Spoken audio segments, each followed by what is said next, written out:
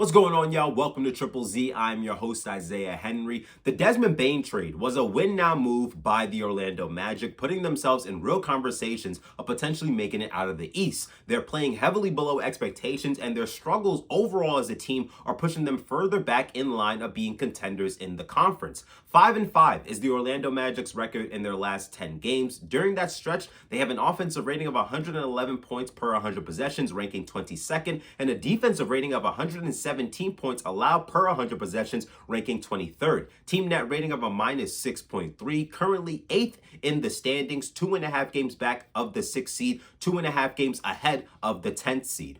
This is a terrible three-point shooting team, ranking 25th in three-pointers made per game with 11, shooting 33% from behind the arc overall as a team, which is 27th in the league. Even when the Magic get wide open looks from behind the three-point line, they can't make them. In the Hornets loss, Desmond Bane attacks a closeout, and Colin Sexton completely sags off of Tyus Jones, trying to prevent Desmond Bane having dribble penetration to the basket. Bane has to pick up his dribble, and he kicks it out to Tyus Jones, who's wide open on the wing, and he misses the shot. The same thing happened again for the Magic the next offensive possession. Bane has a straight line drive. Colin Sexton sags off of Tyus Jones. Bane has to pick up his dribble, and he kicks it to Tyus Jones once again, who's more in the corner now on the right wing, and Tyus Jones misses the three. The home game against Cleveland, Jalen Tyson is behind the play. Orlando has numbers 5-on-4. They swing the ball around the horn, and Anthony Black is wide open in the corner, and the shot doesn't fall in. The road game at Cleveland,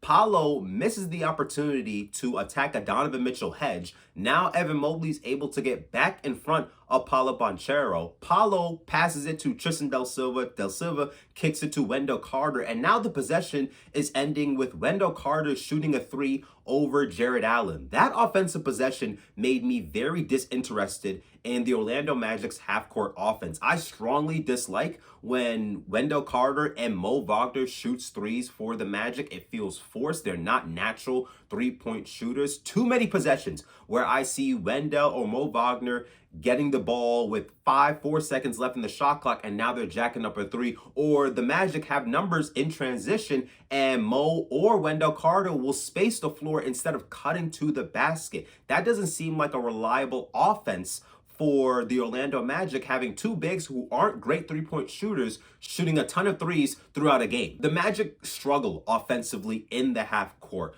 often experiencing scoring droughts. In the win against the Raptors in the second quarter, starting from 3 minutes and 53 seconds all the way down to 59 seconds, it was just lackluster possessions offensively. Tristan Del Silva misses a three-pointer with 2 seconds left on the shot clock. Next possession, one pass was made to Jalen Suggs. Suggs and Wendell Carter get into a pick and roll. Toronto goes under the screen. Suggs misses a three. The next possession, Wendell Carter gets fouled, makes both free throws. That's a couple of points on the scoreboard for the Orlando Magic. The play after that, Anthony Black step back three hits the side of the backboard. Following that, Desmond Bane crosses half court. No passes were made. Bane shoots a three and he misses. And then the final possession, Anthony Black gets a wide open look in the corner, which was a great read made by Wendell Carter. Black is wide open and he misses the three. What frustrated me about those 5 empty possessions for the Orlando Magic is that Paolo Banchero didn't touch the basketball at all. And it made me upset with Jamal Mosley, because how do you not put Paolo in a position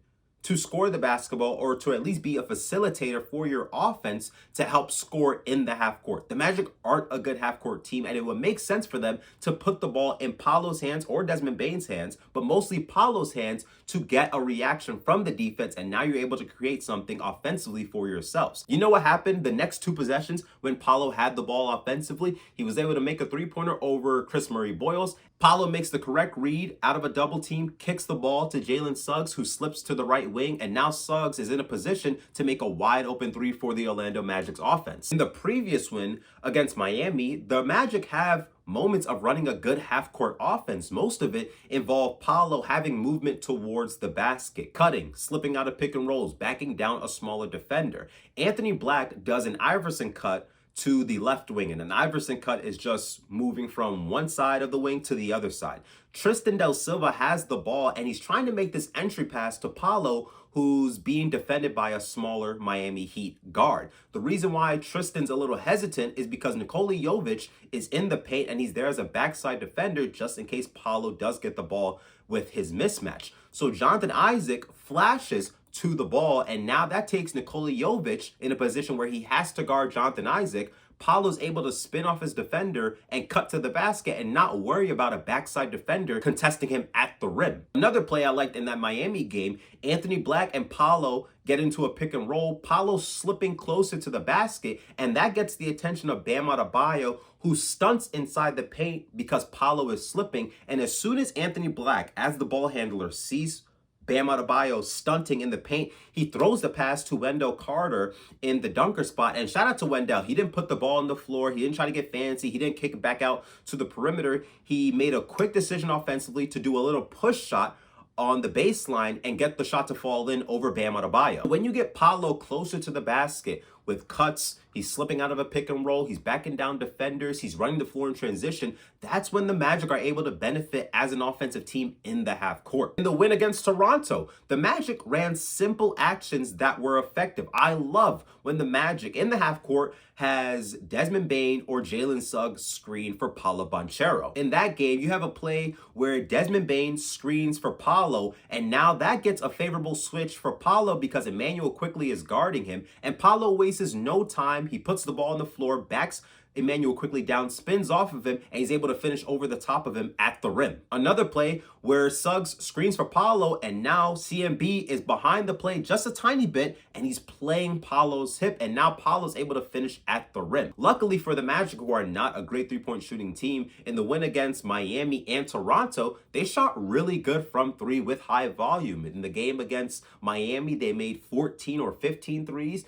and in the win against the Toronto Raptors, they made 17, I believe. And then you have the game against the San Antonio Spurs Monday night, where they kind of flattened from the three-point line. They made 9 three-pointers in the first half. They finished the game with 10. So they did come back down to reality from good three-point shooting nights against Toronto and the Miami Heat. One more thing I want to mention in that win over Toronto, the Magic are not the same team defensively. And it didn't take me watching them get completely ran off the floor basically against the Raptors, but we've known for some time that the Magic have taken a step back defensively. Let's keep in mind, last season and the year before that, the Magic were a top 5 defense. They were physical. They were one of the best defensive rebounding teams. They had versatile players who can switch on the perimeter, that can be a low man and recover and protect the rim, with Mo Wagner, Jalen Suggs, Franz Wagner, Paolo Banchero. Like, they were a really good defensive team, KCP at the time, but now they're just an average team defensively. I believe they rank 15th or 16th in defensive rating, and it's hard for them to be the same defensive team when Jalen Suggs has missed time and Franz Wagner has missed time as well. They couldn't force Toronto to inbound the ball, meaning that's really going to hurt their defense because Toronto is one of the best fast break teams in the NBA. I believe they lead the NBA in fast break points. So if you can't force them to inbound the ball and play in the half court, that's going to hurt your defense. How many times throughout that game, even though it was a win, but how many times did we see Scotty running the floor and taking it coast to coast, or Emmanuel Quickley, or, Jacoby Walter? Toronto was able to get from one side of the court to the other side of the court in a blink of an eye with the advanced pass, players playing with pace. Toronto just ran the Magic off the floor, and if it wasn't for Desmond Bane going off in the fourth quarter, the Raptors would have won that game comfortably. Injuries have been a common theme for the Magic. Jalen Suggs has returned from his injury, but he's missed 20 of 48 games so far this season.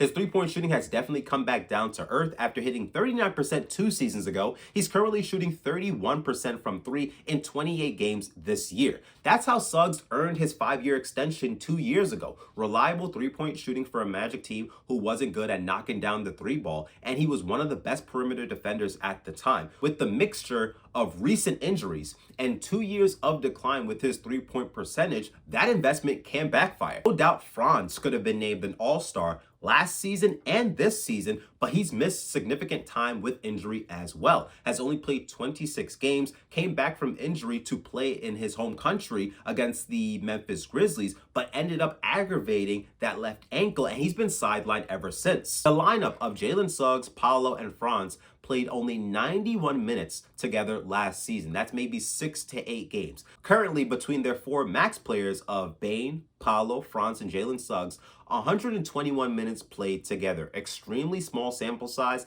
That 4-man lineup has an offensive rating of 124 points per 100 possessions and a defensive rating of 108 points allowed per 100 possessions, net rating of a plus 16. Orlando has a lot of money tied up between 4 players, and it hasn't brought in much profit with the 25-23 record. The investment of acquiring Desmond Bane was supposed to be the cherry on top, and I'm not saying that Orlando was going to win the championship with the acquisition of Desmond Bane, but it was going to put Orlando in a new tier of being serious competitors in the Eastern Conference. Adding a three-point shooter who can initiate much-needed offense and doesn't need the ball in his hands to be successful. Another year of Paolo and Franz improving their game, the defensive identity staying intact, taking advantage of having a good chance to make a run in a wide-open Eastern Conference. Anthony Black becoming more of a key rotation player going into his 3rd year, which has quietly saved the Magic season from being a complete disaster. His contract negotiation is going to be interesting when it's time to discuss his rookie extension. Currently, right now, Orlando is the 8th seed in the Eastern Conference. They would be my 6th pick to make it out of the Eastern Conference. I would take Boston, New York, Philly, Cleveland, Detroit over Orlando right now in a playoff series easily. Those other teams have an identity, and I know that word is thrown around a lot in the NBA, but when you have an identity, that means you have something to rely on in a 7-game series in the postseason. So a team like Detroit, number 2 defense. New York, top 3 offense. Jalen Brunson is a high-level performer in the playoffs. Boston, another top 3 offense, elite 3-point shooting team with Jaylen Brown leading the way as an MVP candidate. The Cavaliers have a deep roster that can play efficiently on both ends of the floor. And then Philadelphia has a deadly backcourt with Tyrese Maxey, who is an All-NBA player, and VJ Edgecombe. And Joel Embiid, the more games he is playing, the more he looks comfortable, the more he's looking healthy. He has been dominant over the last 15 games for the Philadelphia 76ers. The playoffs are also about matchups. How do you approach a team defensively, offensively, right? It's more of a chess game when you're seeing the same team over and over, potentially for a 7-game series. In my opinion, Jamal Mosley will get outcoached by Joe Mazzulla, Mike Brown, Nick Nurse, Kenny Atkinson, JB Bickerstaff. Thank you for listening to Triple Z. Please like and subscribe to the channel. Leave a comment down below about the Orlando Magic. Is Jamal Mosley the correct coach for this team? Can they win a playoff series based on having a favorable matchup? If they flame out in the playoffs, what changes should be made to this roster? I would love to hear your thoughts down in the comment section. I'll see you guys next time. Zzz.